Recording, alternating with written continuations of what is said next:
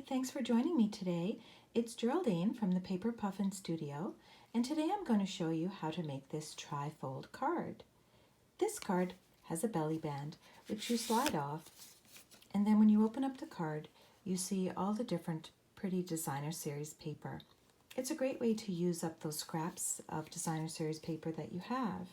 I hope you enjoy this video. If you do, please remember to give it a thumbs up and subscribe to my channel. Now let's get started.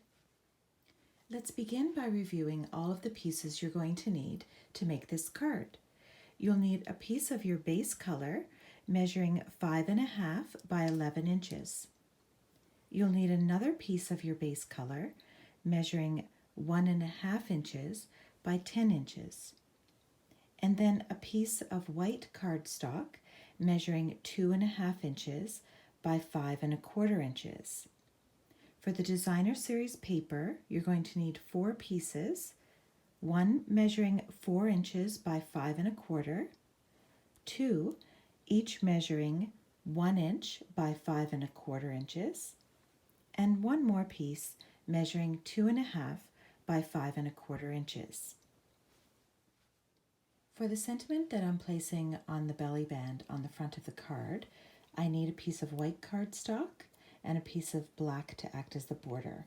You'll see I'm using the stitch-shaped label circle, and I'm using a layering circle to make the black border. Now for scoring, I'm going to take my large piece of my base color. I'm going to line up the 11-inch edge at the top of my trimmer, and I'm going to be making 3 score lines. The first score line will be at 4.25. So I'm lining it up here at 4.25, and I'll score. I'll slide over my paper to the 7-inch mark, score again, and then I'm lining it up at 9.75, and I'll score again.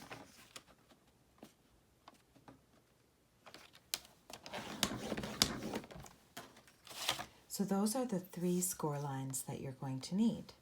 Now I'm ready to fold and burnish along those score lines. I'll speed up this portion for you.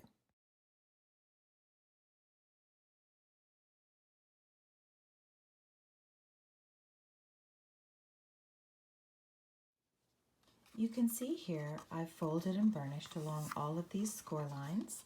I have a valley, a mountain, and a valley. That'll allow the card to close like this. Now I'm ready to attach the designer series paper and the white cardstock. So I'm going to be attaching this piece to this panel. I went ahead and stamped the happy birthday sentiment on the white cardstock. That will be placed here. I've got this piece of designer series paper for this panel, and then this small strip will go here. Then on the front, I'll be attaching this piece like this. I'll go ahead and attach all of those pieces, and we'll pick up there. Now you can see I've attached all of the paper, designer series paper, and the white cardstock to the base. And on the front, I attach this piece so that when the card folds, it folds like this. Now for the next step, I need to make the belly band. So I'm going to take the strip of black cardstock that I cut earlier at 1.5 by 10, and I'm going to score it first at 3 inches. Then I'm going to wrap it around the card and figure out where I want the other fold to be. I went ahead and taking this belly band piece, I scored it at 3 inches. Now to show you what I do, to make the belly band, I fold like this, and then I make a pencil line with my pencil, and that gives me an idea of where I want this score line to be. I typically then place my score line just to the right so that when I fold this over, because of the thickness of the card, it's not so difficult to get the belly band onto the card. Now I'm ready to assemble the belly band. You can see that I scored here and here, and now I've placed a piece of tear and tape just on the edge here so that when I fold this over, I'll have the belly band attached. I went ahead and stamped the sentiment that I want and the background. I'll be gluing this piece to this piece, and then these will get attached to the front of this belly band, and we'll pick up there. And here we have the finished belly band. I've placed the sentiment on the front, and the sentiment nicely covers the seam for the belly band. If you choose, you can also put designer series paper on the front of the belly band. So when we place this on the card, it fits on nicely, like this. And so here's the finished card. Here are a couple of other ones that I've made using different designer series paper.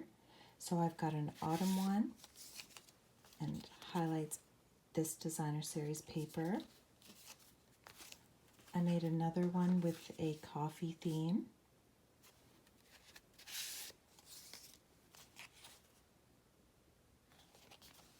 And then another birthday card as well. Using the same paper I used earlier, just the opposite side of the paper. So I hope you enjoyed this video. If you did, please remember to give it a thumbs up and subscribe to my channel. See you next time.